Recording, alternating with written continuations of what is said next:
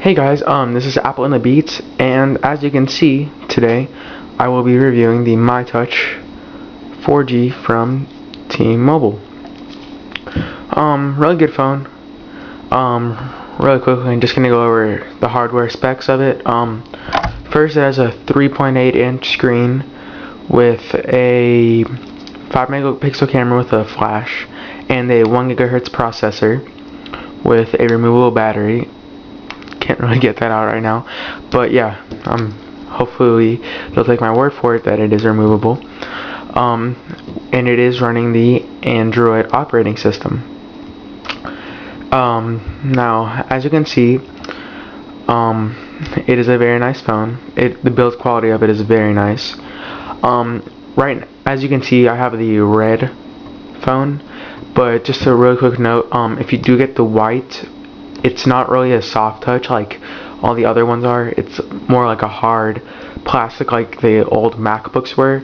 And just a little warning for you guys, if you guys do drop those, the cracks will show very easily and it will spread throughout the whole phone. So I mean, if you like the white just a little bit, but you're deciding between other colors, I would advise you to not get the white and get any other color but except the white, because as I said, they do show cracks fairly easily. Yeah, so that was just a quick little note, but overall the build quality of this phone is very nice. One con to this phone is, in my opinion, is the plastic buttons. Most Android phones have the touch sensitive buttons that are inside the touchscreen and you just touch them, but this one, they're hard. I don't really like that. I think the soft is a little bit more of a cleaner look, and yeah, it's really just an opinion thing. Also, one other con is, as you can kind of see right now, you can kind of see me, hello, the screen is very glare prone. You can kind of see the camera right there, right on the screen with the red light, and you can see me. You can basically see anything on this phone. Here's a little comparison to the iTouch. It's actually a little bit more, maybe the same, I don't know, but the iTouch is pretty bad. Here's a good look, but yeah, the glare is pretty strong on it. And also, the battery life on this, it's not that great, but it might be a little bit better than the iTouch. But yeah, overall it's not that great. I do have the Android Task Manager on it. If you don't have that, I would highly suggest you getting that. Yeah, it is a very nice app and it will save you a bunch of battery life. But yeah, I do have that installed, and it does help a lot. But like I said before, the battery life, it's just a little bit better than the iTouch, but the iTouch isn't that great to begin with.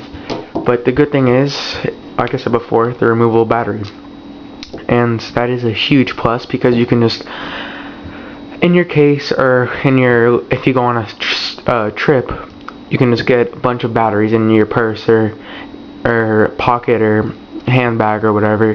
Just pick them out and throw them in the phone when your battery starts to run low, and then when you go home at night, just charge them all up, and then the next day you'll be fine. Yeah, so that removable battery is nice, but the battery life isn't that great. But like I said, the removable battery helps. It's kind of like the best of both worlds, you know? Yes, I'm sure you guys know. Also, the last con to this phone is the Wi-Fi. It takes, for me at least, with my home network, it takes a long time for it to sync up to the Wi-Fi and to recognize the networks, unlike with the iTouch, an iPhone, or even iPad, where it's just simultaneous. You turn it on, and then, I know it was on before, but this is pretty much how it always is. The Wi-Fi is always there, but with this phone, I know it's on right now, and it's not really the best example, and I apologize, but take my word for it, it doesn't really sync up with the Wi-Fi that much. and it's not that big of a complaint as with all the other cons. They're not really big cons, just something for you guys to be aware of, and I still do highly recommend this phone. And that was my last con, and now we're on to the pros, the good stuff. One thing I love about this operating system is like everything just works together, and it's a mix of the Android operating system and some HTC innovations. Basically, you have this little taskbar over here that I just love. I wish you could have it on the iTouch, but you don't. And I mean, I love it. Everything just works seamlessly. It's really natural. You have the multiple. You have the multiple home screens. Just like the iTouch, but this, I don't know, it just feels better. It feels like a little more high tech in my opinion. And one thing I prefer with the iTouch is the app layout. I like this style that the Samsung Galaxy has kind of incorporated also, instead of the scrolling up and down. I don't know, I just like this one a little bit more, but not too big of a deal. Also, the way that HTC has done some of this stuff is pretty amazing. For example, if someone's calling, I'm sure you've seen this on the commercials, someone's calling you, ring, ring, ring, and then you see it, you can just quickly turn over your phone, and it'll ignore it, and it'll go straight to your voicemail. Just little things like that that really make this phone special versus some of the Samsung or, what are some other companies?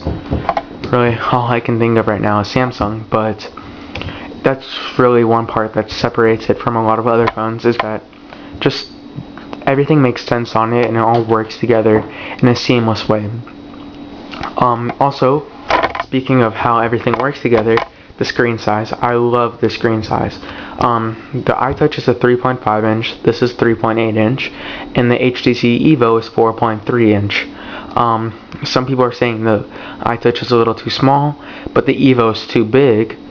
This, I think, fits perfectly in it, with big enough to where you can access, to the point where you can enjoy your games, but not big enough where the Evo is, where you can actually put it in your pocket and it's portable. It's not like the Dell Streak 5, which is classified as a tablet.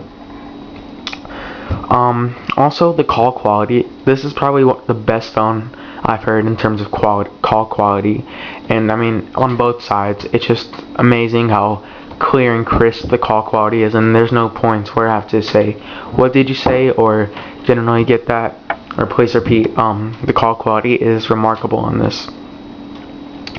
Also, the build quality, my bad, it's very fast. I already said the build quality.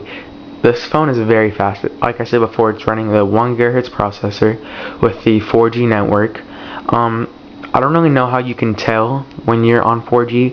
It doesn't really say it 4G or 3G, but if I was on 3G and I was on, if I was on 3G, no, if I thought I was on 4G but I was really on 3G, I wouldn't notice it, because the 3G network, it's just really that fast.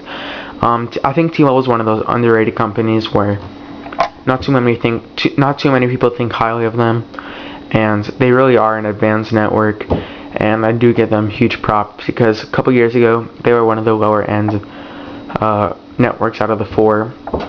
Those four being Sprint, Verizon, AT&T, and T-Mobile, and I think they really have come a long way in their network and their phones, and it is pretty amazing. So overall, I highly recommend this phone. I think it's, to this date, one of their best phones. As you can see right here, I have the little pamphlet that T-Mobile sent us today about the Galaxy S 4G, and it is advertised as their fastest smartphone. I don't really know how, because they both have the same processor and they're both running on the same network, but if they say it, then it's probably true. But I don't know, I just like HTC phones, and this phone really does it for me. And yeah, that's about it. And if you have any questions, please shoot me a PM or comments below, and please rate and subscribe. Alright guys, I'll see you later, and stay tuned. Peace. Apple and the Beats saying peace.